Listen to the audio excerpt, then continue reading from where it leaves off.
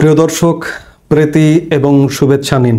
সাজ্জাদ কাদির এই মুহূর্তে আমি আপনাদের সামনে কথা বলবো জরিপ প্রসঙ্গে। আপনাদের এই প্রিয় চ্যানেলের কমিউনিটিতে একটি জরিপ পরিচালনা করেছি গত একদিনে বা 24 ঘন্টায়। সেই জরিপ ফলাফল নিয়ে আপনাদের সামনে কথা বলবো।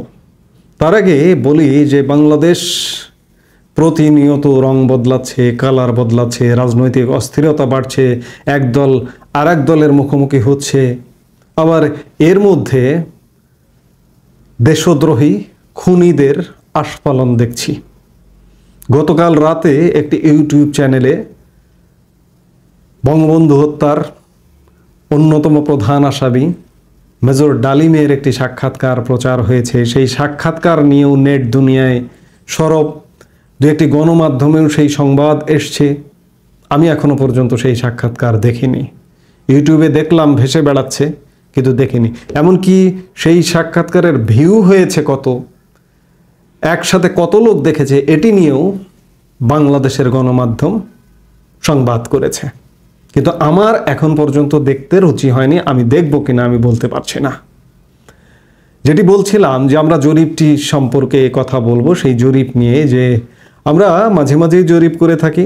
এর আগে প্রথম আমরা জরিপ করেছিলাম যে রাজনৈতিক দলগুলোর অবস্থান নিয়ে ইউনূস সরকারের 3 মাস পূর্তি সময়টিতে। সেই সময় বাংলাদেশের রাজনৈতিক দলগুলোর কি অবস্থা ছিল সেটি একটি ছিল। সেই সময় প্রশ্ন ছিল যে এই মুহূর্তে যদি নির্বাচন হয় তাহলে আপনি কাকে ভোট দেবেন। সেখানে আমরা 5টি দলকে রেখেছিলাম পোলে।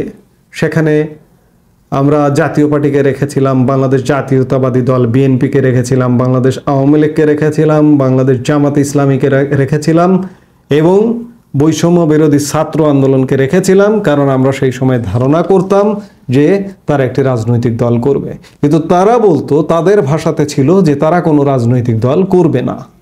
এজন্য আমরা তাদেরকেও রেখেছিলাম। ভোট কাকে কি দিয়েছে? বৈষম্য বিরোধী ছাত্র আন্দোলনকে মানুষ ভোট দিয়েছে 4%, জামাতে ইসলামীকে ভোট দিয়েছে 3%, বাংলাদেশ আওয়ামী লীগকে ভোট দিয়েছিল সেই সময়, আজ থেকে 2 মাস আগে ইউনূস সরকারের 3 মাস পূর্তিতে 90% মানুষ। বাংলাদেশ জাতীয়তাবাদী দল বিএনপিকে ভোট দিয়েছিল 2% মানুষ, জাতীয় পার্টিকে ভোট দিয়েছিল 1% মানুষ। এটি সেই সময় 10,000 মানুষ ভোট দিয়েছিল এবং কমেন্ট ছিল 425, এরকম অবস্থা ছিল। এটি হচ্ছে সেই সময়ের ফলাফল। আমরা আজকে গতকালকে আমরা একটি জরিপ পরিচালনা করেছি। সেই জরিপটিও আওয়ামী লীগের পক্ষেই বলা যায় এসছে। অপরিবর্তিত, জনপ্রিয়তার জায়গায় অপরিবর্তিত। আমরা প্রশ্ন রেখেছিলাম যে আপনাদের এই কমিউনিটিতে ঠিক 2 মাস আগে আমরা একটি জরিপ পরিচালনা করেছিলাম। প্রশ্ন ছিল এই মুহূর্তে জাতীয় সংসদ নির্বাচন হলে আপনি কাকে ভোট দেবেন। সেখানে শতকরা 90% মানুষ আওয়ামী লীগকে সমর্থন দিয়েছিলেন। চলুন আবারও একটি জরিপ হয়ে যাক। জরিপের প্রশ্ন ছিল এই মুহূর্তে সবচেয়ে জনপ্রিয় রাজনৈতিক দল কোনটি। নিচের পোলে ভোট দিয়ে জরিপে অংশ নিন এবং কমেন্ট অপশনে কমেন্ট করে আমাদের সহযোগিতা করুন। এখানে আমরা 4টি রাজনৈতিক দলকে রেখেছি, জাতীয় পার্টিকে রাখিনি। জাতীয় পার্টিকে এই মুহূর্তে রাখবার প্রয়োজন মনে করিনি, সেই জায়গা থেকে রাখিনি। আমরা এই মুহূর্তে যারা সবচেয়ে বেশি আলোচিত তাদেরকেই রাখবার চেষ্টা করেছি। আমরা রেখেছি আওয়ামী লীগ, বিএনপি, জামাত এবং ছাত্র সমন্বয়কদের আসন্ন রাজনৈতিক দল। তো সেখানে আওয়ামী লীগের ভোট 2 মাস আগে যেটি ছিল তার থেকে 1% বেড়েছে। আওয়ামী লীগ 91%, বিএনপি 4%, জামাত 4%। জামাত এবং বিএনপি সমান সংখ্যক মানুষ ভোট দিয়েছে। ছাত্র সমন্বয়কদের আসন্ন রাজনৈতিক দল 2%। এবং এখানে অসংখ্য কমেন্ট হয়েছে, 1359 কমেন্ট দেখতে পাচ্ছি এখন পর্যন্ত। এবং 24 ঘন্টায় এখানে ভোট পড়েছে 29K ভোট, 29,000 ভোট, অর্থাৎ আওয়ামী লীগ বিজয়ী হয়েছে এবং বিপুল ভোটে বিজয়ী হয়েছে এই জরিপে। আমি জরিপের একটু কমেন্টগুলো পড়তে চাই। অসংখ্য কমেন্ট, এত কমেন্ট পড়া এক প্রকার কঠিন মানে অসম্ভবই, কারণ প্রায় 1400-র কাছাকাছি কমেন্ট পড়তে গেলে বিশাল সময়ের ব্যাপার। এত বড় ভিডিও মানুষের দেখার ধৈর্য নেই। আমি দু একটা কমেন্ট একটু পড়তে চাই। টপে একটি কমেন্ট আছে যে তৈমুর কালেকশন নামে একজন কমেন্ট করেছেন, আমি আওয়ামী লীগের কট্টর সমালোচক ছিলাম, কিন্তু বর্তমান প্রেক্ষাপটে মনে হচ্ছে আওয়ামী লীগ সরকারই সঠিক ছিল। 316 জন সেই কমেন্টকে লাইক করেছেন, রিপ্লাই দিয়েছেন 26 জন। দ্বিতীয় একজন কমেন্ট করেছেন যে জনাব পারভেজ হোসেন, আমি জীবনেও কোনোদিন প্রত্যক্ষভাবে কোনো রাজনৈতিক দলের অনুসারী ছিলাম না। চবিতে পড়ার সময় চট্টগ্রাম বিশ্ববিদ্যালয়ে তিনি পড়ালেখা করেছেন। পড়ার সময় বিভিন্ন ইস্যু নিয়ে তৎকালীন আওয়ামী লীগ সরকারের সমালোচনা করেছি, কিন্তু 5 আগস্টের পরে দেশের যে অরাজকতার মহোৎসব দেখছি, যেদিকে তাকায় কেবলই নৈরাজ্য আর আইনের শাসনের অনুপস্থিতি চোখে পড়ে। রাতের কথা না হয় বাদই দিলাম, এমনকি দিনে দুপুরেও প্রকাশ্যে চাঁদাবাজি আর খুন ডাকাতির যে ধ্বংসযজ্ঞ চলছে, পাশাপাশি গোদের উপর বিস্ফোর হয়ে যেভাবে লাগামহীন হচ্ছে দ্রব্যমূল্য, তাতে আমি শঙ্কিত। এর চেয়ে বরং আগেই অনেক বেশি ভালো ছিলাম। এখন বলা হচ্ছে শেখ হাসিনা নাকি ফ্যাসিস্ট। কিছু কিছু ক্ষেত্রে সেটা হয়তো সঠিক, তবে শেখ হাসিনা ফ্যাসিস্ট হলে এরা ভাই ফ্যাসিস্টের বাপেরও বাপ। সেক্ষেত্রে আগামী নির্বাচনে আমার এবং আমার পরিবারের ভোট অবশ্যই আওয়ামী লীগের বাক্সে পড়বে, তবে আওয়ামী লীগকে অবশ্যই তাদের দুর্নীতিবাজ নেতাদেরকে ঝেড়ে ফেলে সেই নির্বাচনে অংশগ্রহণ করতে হবে। জনাব পারভেজ হোসেন চমৎকার কথা বলেছেন যে এই সরকারের সীমাহীন ব্যর্থতা, একটি অন্তর্বর্তীকালীন সরকার, এই অন্তর্বর্তীকালীন সরকারের সীমাহীন ব্যর্থতার কথা তার লেখনীতে উঠে এসেছে, যার কারণে তিনি আওয়ামী লীগ বিরোধী, আওয়ামী লীগের সমালোচক ছিলেন চট্টগ্রাম বিশ্ববিদ্যালয়ে পড়াকালীন, কিন্তু তিনি এখন ভাবছেন যে আওয়ামী লীগকে, শেখ হাসিনাকে ফ্যাসিস্ট বলা হচ্ছে, কিন্তু এরা এখন যারা দেশ পরিচালনা করছে এরা ফ্যাসিস্টের বাবারও বাবা। এই পারভেজ হোসেন সাহেব একদম সঠিক একটি মূল্যায়ন করেছেন এবং তিনি একই সাথে বলেছেন আওয়ামী লীগকে ফিরতে হলে দুর্নীতিবাজ নেতাদেরকে ঝেড়ে ফেলে সেই নির্বাচনে অংশগ্রহণ করতে হবে। এটি কিন্তু জনপ্রত্যাশা। আওয়ামী লীগ ওই যে দুর্নীতিবাজদের নিয়ে তোষণ করবে, দুর্নীতিবাজদেরকে নিয়ে আবার ফিরে আসবে, এটা আমি, আপনি এবং বাংলাদেশের জনগণ কেউ চায় না। আওয়ামী লীগ ফিরে আসুক। আওয়ামী লীগকে একান্তভাবে মানুষ চায়। 91% মানুষ, চিন্তা করছেন 29,000 ভোট, সেখানে 91% মানুষ মনে করছে যে আওয়ামী লীগ ফিরে আসতে হবে, কিন্তু শর্ত দুর্নীতিবাজ নেতাদেরকে ঝেড়ে ফেলতে হবে। আরেকজন অসহায় মানুষের একটি কমেন্ট পড়তে হবে মনে করছি, যে সবুজ আহমেদ নামে একজন লিখেছেন, স্যার আমি সামান্য ছোটোখাটো একটি চাকরি করি, পরিবারে মা বাবা স্ত্রী সন্তান নিয়ে ভালোই ছিলাম, হঠাৎ শেখ হাসিনা চলে যাবার পর আয় ব্যয় হিসাব মেলাতে পারছি না, কি যে কষ্টে আছি তা বলে বোঝাতে পারবো না। চারদিকে শুধু হাহাকার, কোথাও শান্তি নেই। এদেশের জন্য শেখ হাসিনাই ঠিক আছে, বিএনপি জামাত কেউ পারবে না, তাই আমি আমার পরিবারের সবাই শেখ হাসিনাকেই চাই। আরেকটি কমেন্ট পড়তে চাই। সুমুকুল নামে একজন লিখেছেন, আমি 60 বছর বয়সী একজন মানুষ, নিরপেক্ষভাবে বলতে পারি বর্তমান ফ্যাসিস্ট থেকে আগের ফ্যাসিস্ট অনেক ভালো ছিল, কারণ সে সময় TV, news paper, talk show সব জায়গায় কম বেশি সবাই কথা বলতে পেরেছে, সরকারের সমালোচনা করতে পেরেছে। এখন তো সরকারের কোনো সমালোচনা আমরা কোথাও শুনতে পাই না। খুব গুরুত্বপূর্ণ কথা বলেছেন সমুকুল সাহেব, 60 বছর বয়সী একজন প্রবীণ মানুষ। তিনি বলেছেন বিশেষ করে গণমাধ্যমের কথা, গণমাধ্যমের কণ্ঠরোধ করা হয়েছে। আরেকজন বেলাল মাহমুদ এক কমেন্টে বলেছেন, ভাই আমি কোটা আন্দোলনের পক্ষে ছিলাম, কিন্তু বর্তমানে অবস্থা চলছে আওয়ামী লীগ ছাড়া গতি নাই, শেখ হাসিনাই সঠিক ছিল, দেশের মানুষের জন্য সে মন প্রাণ দিয়ে কাজ করে গেছেন, কিন্তু তার প্রাপ্যটুকু আমরা দিতে পারি নাই। দেশকে একটা চমৎকার রূপ দিয়েছেন, এই চমৎকার আর হবে কিনা সন্দেহ। তাই শেখ হাসিনাই দেশ ও দেশের মানুষের জন্য যোগ্য প্রার্থী। বাংলাদেশ শেখ হাসিনা ছাড়া অচল। আরেক ভাইয়ের একটি কমেন্ট পড়তে চাই, সেটি হচ্ছে শাহজাহান কাঞ্চন ভাই লিখেছেন, কখনোই আওয়ামী লীগ করেনি, সব সময় প্রত্যাশা করেছি আওয়ামী লীগ বিএনপির বাহিরে তৃতীয় আরেকটি প্রগতিশীল রাজনৈতিক শক্তির উত্থান হোক। বর্তমান বাস্তবতা, যারা কোনোদিন আওয়ামী লীগ সমর্থন করেনি তাদেরকেও সেদিকে ঠেলে দেওয়া হচ্ছে। অর্থাৎ তিনি বর্তমান পরিস্থিতির কথা বোঝাতে চেয়েছেন। বাবুল কুমার নামে একজন কমেন্ট করেছেন, মৌলবাদীদের পা চাটা ও তাদের সাথে সেটিংস থাকা হাইব্রিড নেতা মুক্ত মুক্তিযুদ্ধের পরিশুদ্ধ আওয়ামী লীগ প্রয়োজন বাংলাদেশে। কারণ এইসব হাইব্রিড তেলবাজ, দুর্নীতির কারিগর এবং শেখ হাসিনার অনেক ভুলে ভরা রাজনীতির কারণে আজ দেশের এই অবস্থা। গত 16 বছরে হিন্দুদের উপর যে নিপীড়ন হাইব্রিডরা করেছে তার যদি বিচার শেখ হাসিনা করত আর সেই সাথে একটা বিশেষ গোষ্ঠীকে তেলমর্দন না করত, তাহলে আজ তার এই পরিণতি হতো না।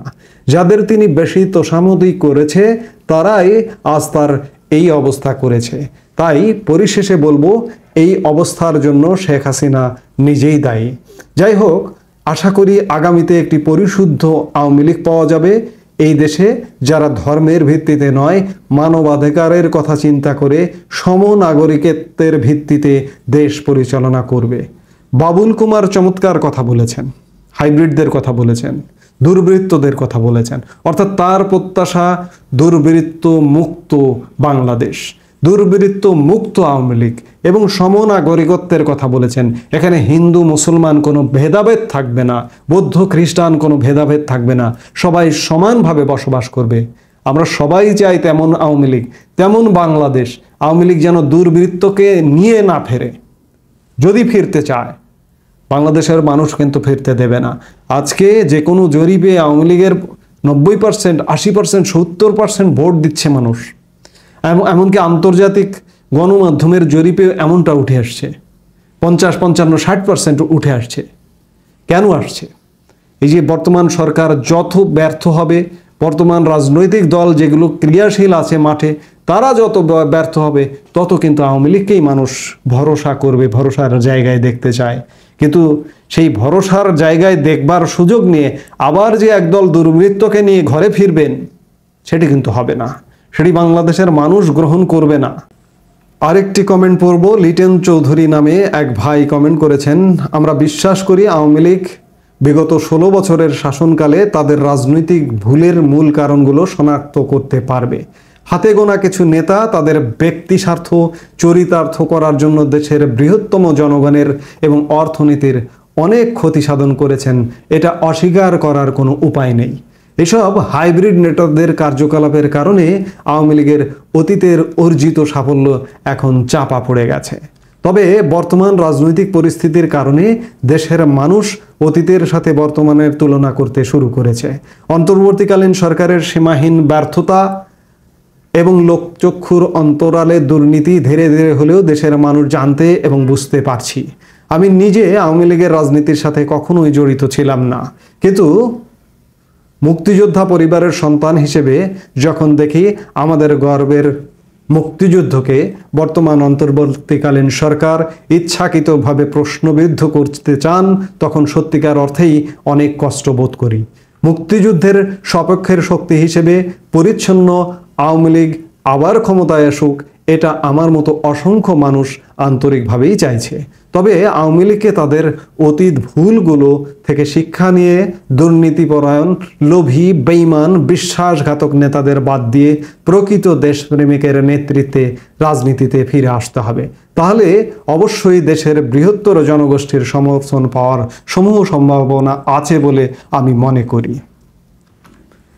লিটন চৌধুরী চমৎকার, তার এই যে একটি কমেন্টে আওয়ামী লীগের প্রতি প্রত্যাশা, এটি তার লেখায়, তার ভাষায়, তার হৃদয় থেকে যে কমেন্ট এসছে, এটি বাংলাদেশের বেশিরভাগ মানুষের প্রত্যাশা।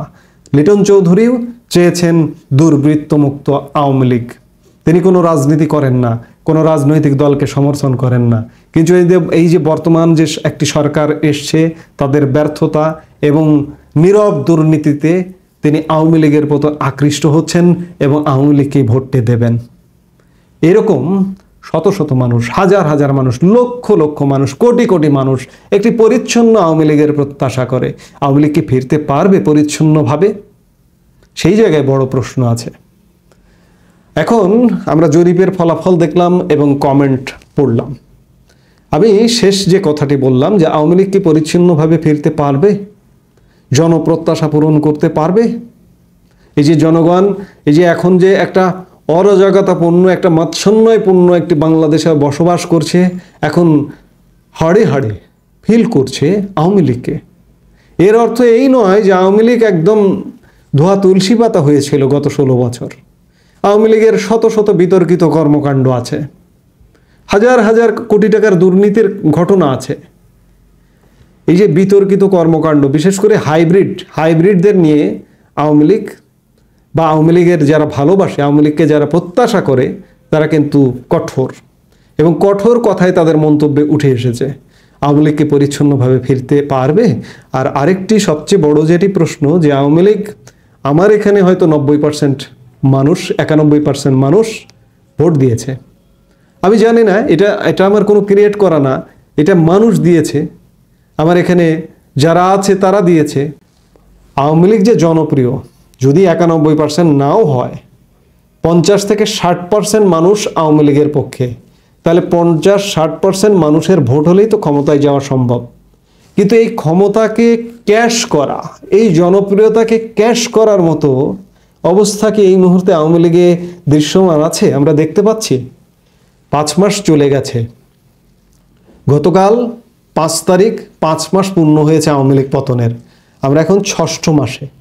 এই 6ষ্ঠ মাসে এসেও আওয়ামী লীগের এমন কোনো কর্মসূচি দেখছি না, এমন কোনো কর্মকাণ্ড দেখছি না যে আওয়ামী লীগ এই জনপ্রিয়তাকে ক্যাশ করবে, আওয়ামী লীগ এই জনপ্রিয়তাকে ক্যাশ করে ক্ষমতায় যাবে। এবং দলীয় কোনো নির্দেশনা, সুস্পষ্ট কোনো নেতৃত্ব, কারো কোনো সাউন্ড নেই।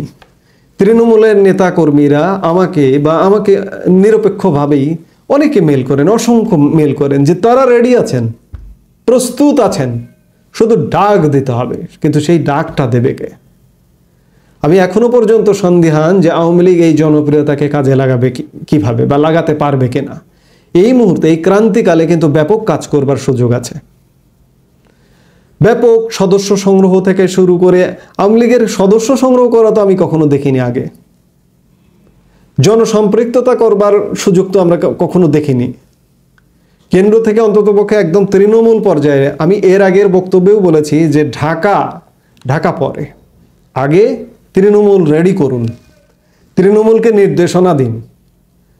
বিদেশ থেকে অনলাইনে হলেও করুন, কিংবা দেশে যদি ভারপ্রাপ্ত সভাপতির কাউকে দায়িত্ব দেন সেটি দিন, সাধারণ সম্পাদকের দায়িত্ব দিলে সেটি দিন, মুখপাত্রের দায়িত্ব দিলে সেটি দিন, দিয়ে অন্ততপক্ষে আওয়ামী লীগকে কাজে নামান। নির্বাচন তো একটি হবেই, সেটি 6 মাস হোক, 1 বছর পর হোক, কিংবা নির্বাচন না হয়ে যদি ক্ষমতায় আবার ফিরবার, যেহেতু শেখ হাসিনা পদত্যাগ করেননি, সেটি যদি স্বপ্ন দেখেন বা সেটিও যদি ঘটে, সেটি মনে হয় ভালো হবে না। যেটি চলে গেছে গেছে। এখনো শেখ হাসিনা বৈধ প্রধানমন্ত্রী, ঠিক আছে, মানছি, কিন্তু একটা নির্বাচন হোক। দেশের মানুষ অন্ততপক্ষে বুঝুক, বিশ্ববাসী অন্ততপক্ষে বুঝুক আপনাদের জনপ্রিয়তা আছে, আওয়ামী লীগের জনপ্রিয়তা আছে। সেই জনপ্রিয়তাটাকে একটা রাজনৈতিক মেকানিজম করে ক্যাশ করুন এবং বার্তা দিন পৃথিবীব্যাপী, এবং পরিচ্ছন্ন রাজনীতি নিয়ে ফিরে আসুন। বারবার প্রত্যেকটি মানুষ বলছে যে বিতর্কিত রাজনীতি নিয়ে ফিরলে হবে না। এই যে আমরা বিতর্কিত রাজনীতির মধ্যেই বর্তমানে বসবাস করছি। এই মুহূর্তে যেসব রাজনৈতিক দল ক্রিয়াশীল আছে দেশে, তারা সীমাহীন বিতর্কের জন্ম দিয়েছে। সেই জায়গায় আওয়ামী লীগ পরিচ্ছন্ন এবং ত্রাতা হিসেবে আসুক, বাংলাদেশের মানুষ বাংলাদেশ সাদরে গ্রহণ করবে। এই মুহূর্তে এ পর্যন্তই। সবাই ভালো থাকুন, সুস্থ থাকুন। আমাদের ভিডিওগুলো নিয়মিত পেতে সাবস্ক্রাইব করুন Sajjad Kadir and the legends YouTube channel, এবং লাইক, কমেন্ট, শেয়ার করে সাথে থাকুন।